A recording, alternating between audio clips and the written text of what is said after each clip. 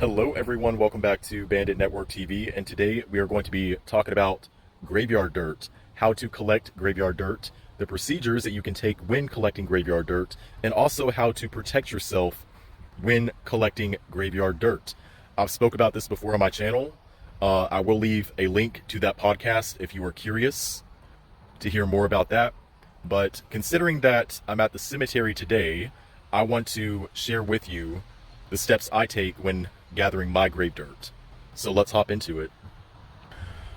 So the first thing that you want to do when collecting graveyard dirt is make sure that you're going to a cemetery you're familiar with.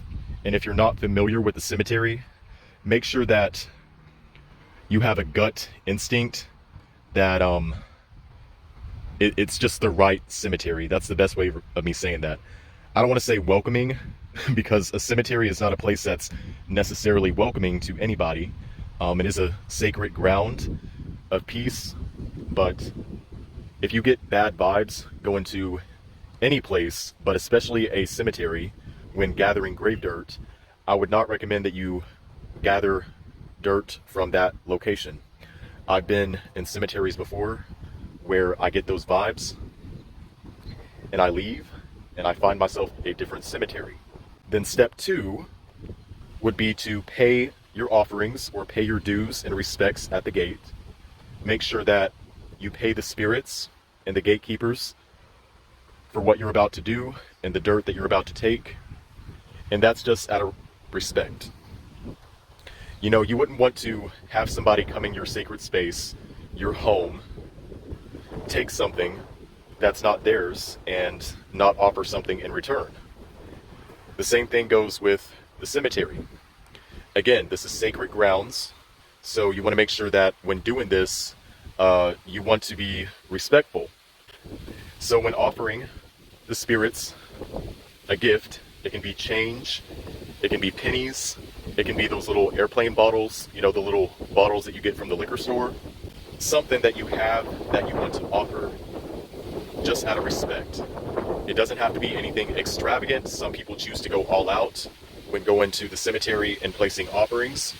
But if you're just in there getting grave dirt, what I like to use is just pennies, nickels, dimes, and quarters. Sometimes I bring them liquor. Again, those little airplane bottles, you know, the 99 vodka. Any of those things will work. Let me provide this disclaimer to anybody out there that is not familiar with what I'm talking about and that's new.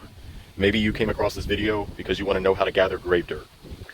Do not, and I repeat, do not go into the cemetery and make it obvious what you're doing. You want to remain as discreet as possible. You don't want anybody knowing what you're doing. You want to go rogue. Okay, so don't be doing something crazy, getting arrested, getting trespassed, having the police called, any of that crazy stuff, and then come back and be like, Bandit sent me to the cemetery and this happened.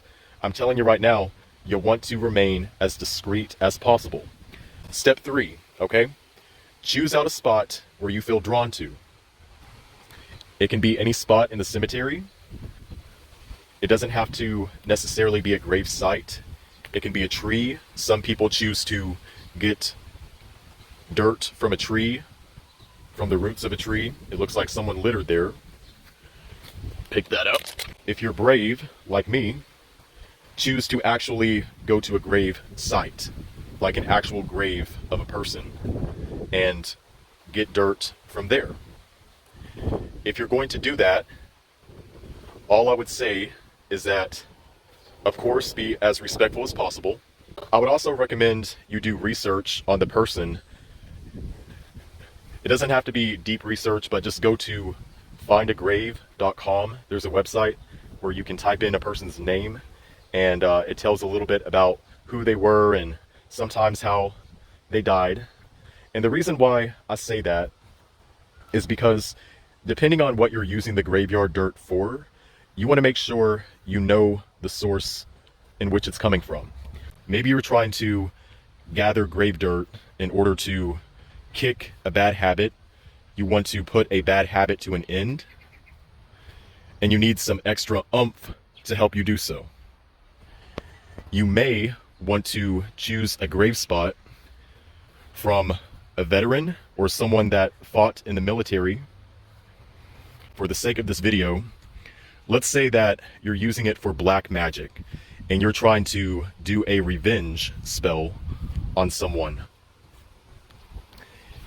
If that's the case, you may want to choose out a spot where a person died in a really fucked up way.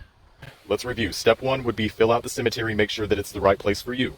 Step 2 would be pay your respects, right?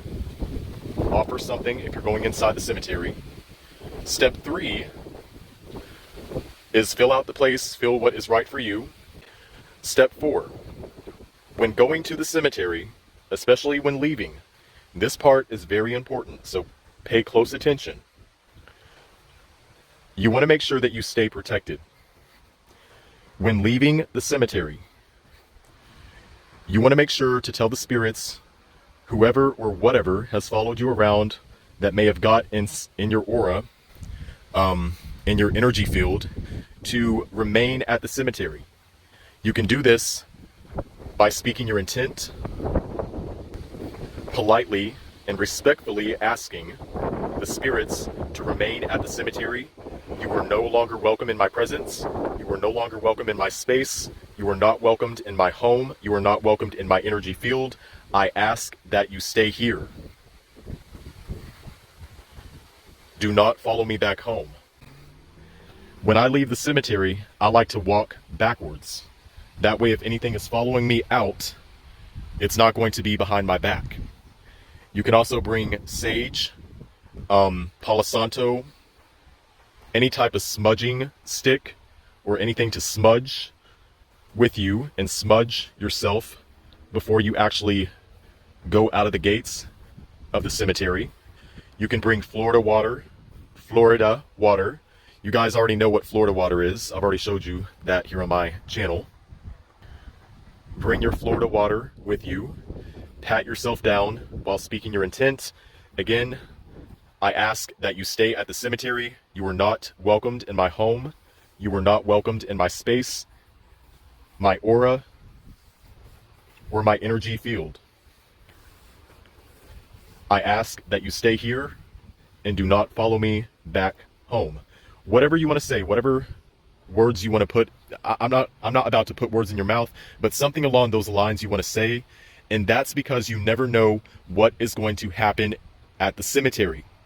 I see a lot of people on YouTube and on the internet, period, go inside mausoleums and the cemetery and they go ghost hunting and they don't have protections. They don't even, if you're trying to banish something from your life, if you're trying to banish a person, a relationship, if you're trying to get rid of revenge work and you're trying to get it away from you, those are the types of spells that I would recommend that you leave at the cemetery.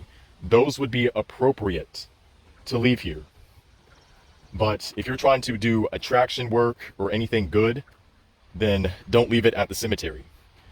You can also go to the cemetery and meditate on something that you're trying to transform in your life. If you're trying to end something in your life, the cemetery is a great place of reflection. You don't need any type of candles, jars, any of those things that you use in traditional spell work. You can just come to the cemetery with your thoughts. If it was me, then I would incorporate candles, bring a little chime candle, write out your intentions, make sure that it's black, preferably black, a black chime candle. Disclaimer, do not go to the cemetery and get trespassed. Don't get the cops called on you. Don't do something crazy. Don't come to the cemetery with a full bucket and shovel. That's just going to look very suspicious. Like, what the hell are you doing here? And I believe that is it. Okay, I have rambled enough. I'm going to be getting out of here. Thank you for watching. Stay safe. Namaste.